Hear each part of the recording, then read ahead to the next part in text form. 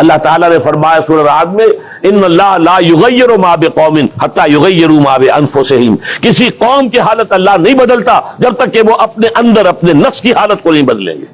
پہلے اندر اپنے آپ کو بدلو، پہلے حلال پر اکتفا کرو، حرام سے اجتناب کرو، گھروں میں شرعی پردہ نافذ کرو، شرعی پردہ، یہ رواجی پردہ نہیں، شرعی پردہ۔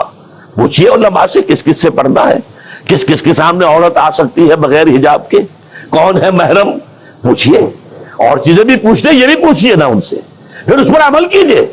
اگر آپ اپنے گھر کے اندر پردہ نافذ نہیں کرتے اور شکوہ کرتے جی بڑی عریانی دنیا میں پھیل رہی ہے، تو آپ کو شکوہ کرنے کا حق نہیں۔ عریانی ہے، بے حجابی ہے، بے پردگی ہے، فحاشی ہے، پھیل رہی ہے، کیوں؟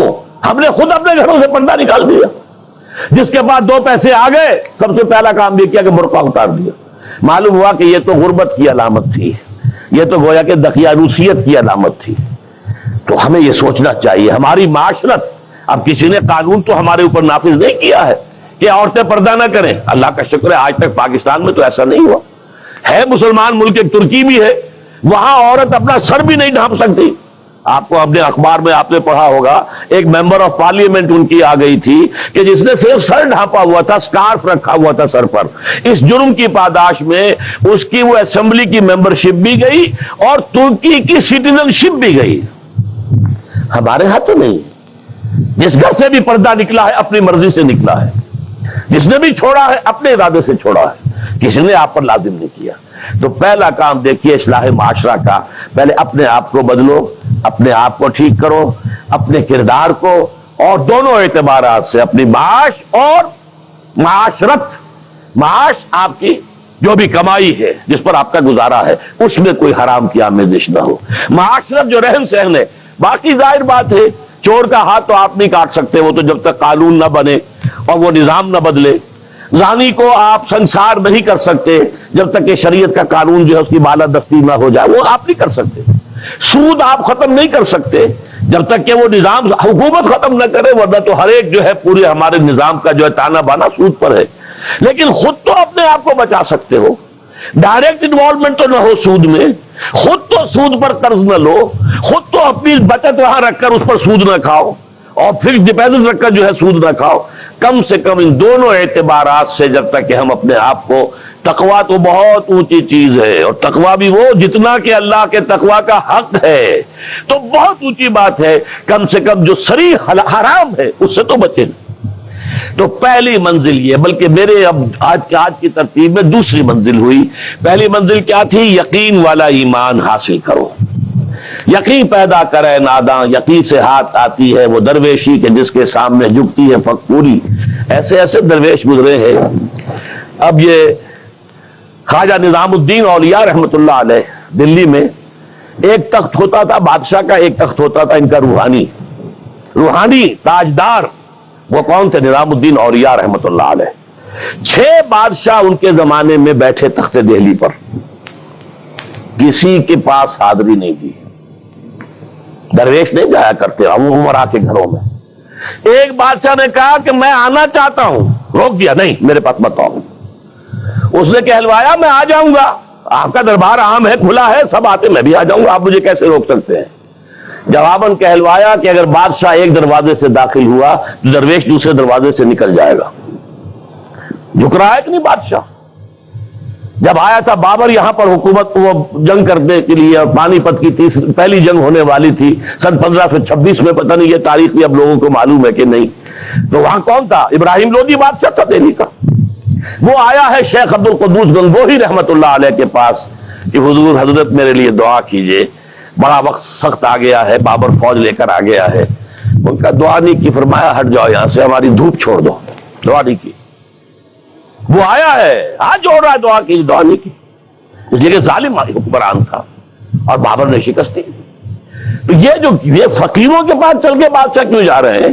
اس لیے کہ وہ یقین ہے دل کے اندر، یقین پیدا کرے ناداں، یقین سے ہاتھ آتی ہے وہ درویشی کے جس کے سامنے جھکتی ہے فغفوری۔ بادشاہ جھکتے ہیں جن کے سامنے، وہ کس سے حاصل ہوتی ہے؟ وہ در حقیقت یقین قلبی والی دولت۔ دوسرا کام، اپنے عمل کے اندر، اپنے کردار میں تقوی اختیار کرو جس کا کم سے کم درجہ یہ ہے کہ حرام سے تو اپنے آپ کو بچا لو، اور فرائض کی پابندی کرو۔ نماز فرض ہے، روزہ فرض ہے، اگر آپ کے پاس مال اتنا ہے کہ زکوٰۃ آپ پر عائد ہوتی ہے، زکوٰۃ دینا فرض ہے، اگر استطاعت ہے تو حج کرنا فرض ہے، جو بھی ہے فرائض وہ ادا کرو، فرائض و واجبات ادا کرو، حرام سے اپنے آپ کو روک لو۔ یہ دو کام نہیں کرتے تو اگلی آیت کی طرف بڑھنے کا فائدہ ہی نہیں، پھر یہیں پر بات ختم ہو جائے گی، فل سٹاپ ہو جائے گا۔ لیکن اگر یہ مرحلہ طے کر لیا، خوش نصیب، اس نے اپنی معاش اور اپنی معاشرت کو درست کر دیا شریعت کے مطابق۔ اب اگلا قدم کیا ہوگا؟ وَاعْتَصِمُوا بِحَبْلِ اللَّهِ جَمِيعًا وَلَا تَفَرَّقُوا۔ اب چونکہ تمہیں فرد سے آگے بڑھ کر ایک امت بننا ہے، دنیا میں انقلاب برپا کرنے کے لیے، اللہ کے دین کا بول بالا کرنے کے لیے، اللہ کے دین کو غالب کرنے کے لیے تمہیں تو فوج بننا ہے، خدائی فوجدار بننا ہے، لہذا تمہیں جڑنا ہوگا نا۔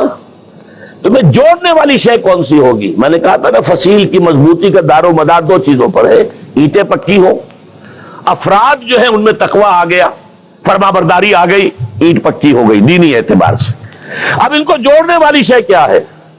فرمایا اور سب مل جل کر اللہ کی رسی کو مضبوطی سے تھام لو اور تفرقوں میں مبتلا نہ ہو۔ وَاعْتَصِمُوا بِحَبْلِ اللَّهِ، حبل اللہ اللہ کی رسی، مل جل کر جمیعاً، وَاعْتَصِمُوا بِحَبْلِ اللَّهِ جَمِيعًا وَلَا تَفَرَّقُوا، تفرقے میں مبتلا نہ ہو۔ تفرقہ ہوگا تمہاری قوت ختم ہو جائے گی۔ Divided you fall, United you stand. اگر تم مضبوط ہو اور مجتمع ہو، بنیاد مرصوص ہو، تو تمہیں کوئی شکست نہیں دے سکتا۔ اگر تمہارے دل پھٹے ہوئے ہو، تمہارے اندر رکھنے ہو، تو تمہارے اندر سے غدار نکل آئیں گے۔ جیسے کہ آپ کو معلوم ہے کہ انگریز جو آیا ہے ہندوستان میں، بنگال میں غداری ہوئی، میر جعفر نے غداری کی، اس لیے بنگال میں پلاسی کی جنگ میں فتح ہوئی لارڈ کلائیو کو۔ دکن میں ہمارا آخری تیر جسے کہا اقبال نے، ترکشے مارا خدنگے آخری، ٹیپو سلطان آخری چٹان تھی ہندوستان کے اندر، اور وہ بھی ایک غدار کی وجہ سے۔ جعفر از بنگال و صادق از دکن، ننگے آدم ننگے دی ننگے وطن، تھے کون؟ مسلمان تھے۔ لیکن یہ کہ اگر آپس میں تفرقہ ہے، آپ کے تفرقے کو دشمن استعمال کرے گا، آپ کو آپس میں ٹکرائے گا، ایک کے مقابلے میں دوسری کی مدد کرے گا، کبھی دوسرے کے مقابلے میں آپ کی مدد کرے گا، تاکہ آپس میں ٹکرا کر ختم ہو جاؤ۔ لہذا اتحاد، اب کیونکہ یہاں پہ اتحاد لکھا ہوا ہے تو اسی حوالے سے سمجھیے کہ وَاعْتَصِمُوا بِحَبْلِ اللَّهِ، جو اتفاق کیسے آئے گا؟ اللہ کی رسی کو مضبوطی سے تھامو۔